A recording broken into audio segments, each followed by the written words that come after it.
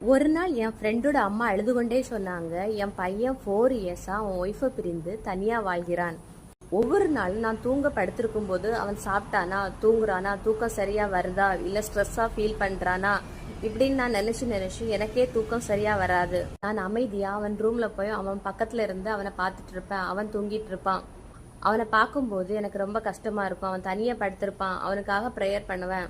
அப்புறம் அந்த அம்மா என் கையை ஹோல்ட் பண்ணிட்டு சொன்னாங்க, அவன் இப்ப சிரிக்கிறதையெல்லாம் நான் இப்ப அரிதாகத்தான் பார்க்கிறேன். அவன் நான் நன்றாக இருக்கிறேன் தான் என்று சொல்கிறான்.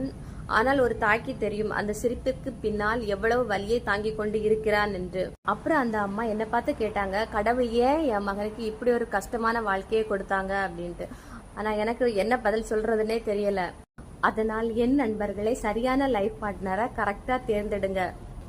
ஏனெனில் ஆண்களுக்கு தன்னுடைய லைஃப் பார்ட்னர் சரியா அமையவில்லை எனில் அதிலிருந்து லீகலி வெளியே வர ரொம்ப ஸ்ட்ரகிள் ஆக வேண்டியது இருக்கு. ஈவன் அவங்க கரெக்டா நல்லவங்களா இருந்தாலும் உங்க வாழ்க்கையை ஹாப்பியா நல்லபடியா வாழணும்னா கண்டிப்பா நல்ல லைஃப் பார்ட்னர் தேவை. சூஸ் பண்ணும்போது ரொம்ப கவனமா சூஸ் பண்ணிக்கோங்க. broken relationship does not only broke the true heart, it also break the heart of parents and children. ஏனெனில் இது குடும்ப பிரச்சனை, எப்படி உதவுவது அப்படின்னு நினைக்கிற உங்க அன்புக்குரியவர்களின் இதயத்தையும் இது காயப்படுத்துகிறது.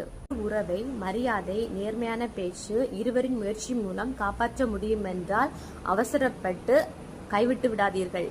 ஆனால் இந்த உறவை உண்மையில் தொடர்வது சாத்தியமற்றதாக இருந்தால் கண்ணியத்துடனும் கருணையுடனும் பிரிந்து செல்லுங்கள்.